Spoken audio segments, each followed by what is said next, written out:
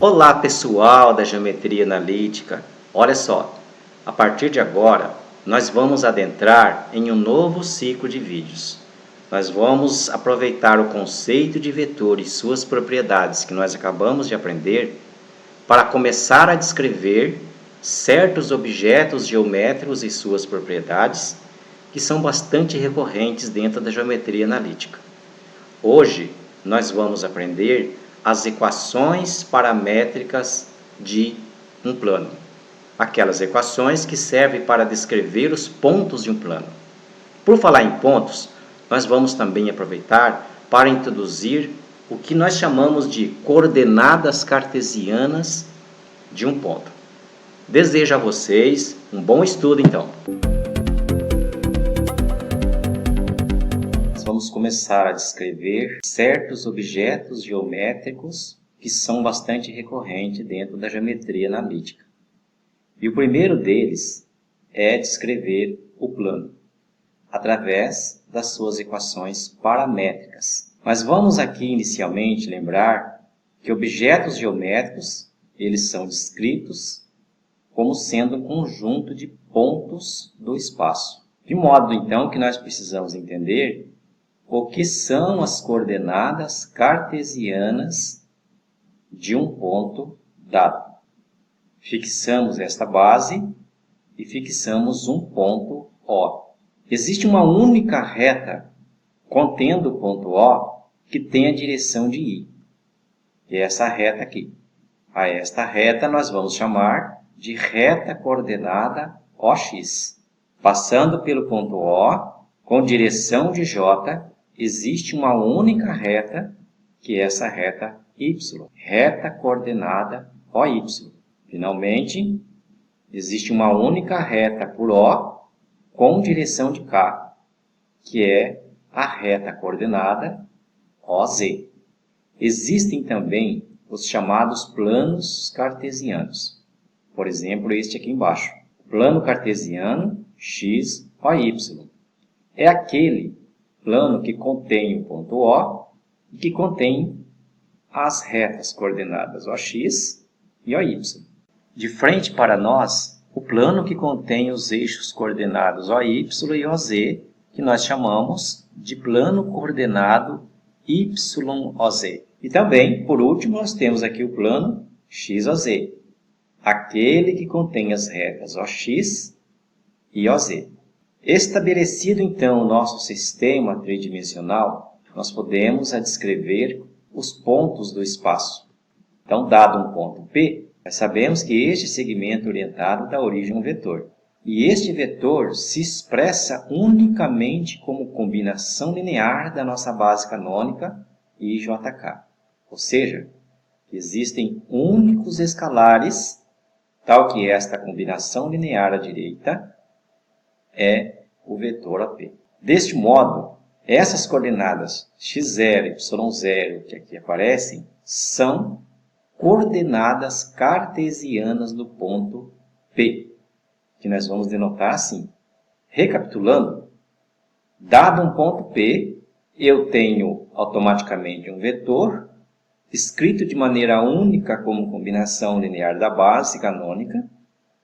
E os escalares únicos que aqui aparecem nessa combinação são aqueles que nós chamamos de coordenadas cartesianas do ponto P. De posse disto, nós já estamos em condições de falar, então, quais são as equações paramétricas do plano. Para isso, nós vamos lembrar dessa verdade universal. Dados três pontos distintos, não colineares, existe um único plano determinado por estes pontos. Uma representação geométrica deste plano é essa que aqui está. A pergunta que agora nós fazemos é: quando que um ponto P variável pertence a esse plano π determinado por P1, P2 e P3? Objetivamente, para que um ponto com suas coordenadas x, y, z pertença a π, qual deve ser a relação que as coordenadas do ponto P devem ter com as coordenadas de P1, P2, P3. A resposta para esta questão pode ser dada a partir da seguinte análise. P pertence a π, C e somente C este conjunto LD. De outro modo, nós podemos dizer que o paralelepípedo determinado por esses três vetores, conforme nós já aprendemos na aula anterior, ele tem volume zero. Equivalentemente, significa que esses 4 pontos são coplanares. Justamente, P pertence a π, C e somente C, esse conjunto LD. Dizer que este conjunto LD significa, por exemplo, dizer que o primeiro vetor é combinação linear dos outros dois. Ou seja, P1P é escrito como sendo combinação de P1, P2, P1, P3. Ou que existem únicos escalares S e T, de modo que essa equação faça sentido. Mas quem é este vetor aqui? Nós sabemos que este vetor P1P ele é escrito como combinação linear de I, J, K, da forma que aqui está. Lembrando que x, y, z são as coordenadas de P e x1, y, z1 são as coordenadas de P1. De modo análogo, nós procedemos com o vetor P1, P2 e vemos que suas componentes são essas que aparecem aqui. P1, P3 tem coordenadas x3 menos x1, y3 menos y1, z3 menos z1. Note que x1 aparece nos três vetores, assim como y1 e z1, porque o P1 está presente aqui, como origem do representante de cada um desses vetores. Por isso que isso ocorre. A passagem que nós vamos fazer agora é importante que todos compreendam bem. Eu vou tomar, então, essas combinações lineares desses três vetores, substituir na equação vermelha. Em seguida, eu vou reorganizar esta equação, colocando sim em evidência o vetor I, J, K. De modo que esta equação vermelha ela é equivalente a esta equação. Agora envolvendo combinação linear de I, J, K, dando o vetor nulo. Mas como I, J, K formam um conjunto LI, essa combinação linear dando zero só é possível quando estes escalares são respectivamente iguais a zero. Equivalentemente, significa que x é igual a este escalar que aparece na primeira linha, y é este escalar e z é este daqui.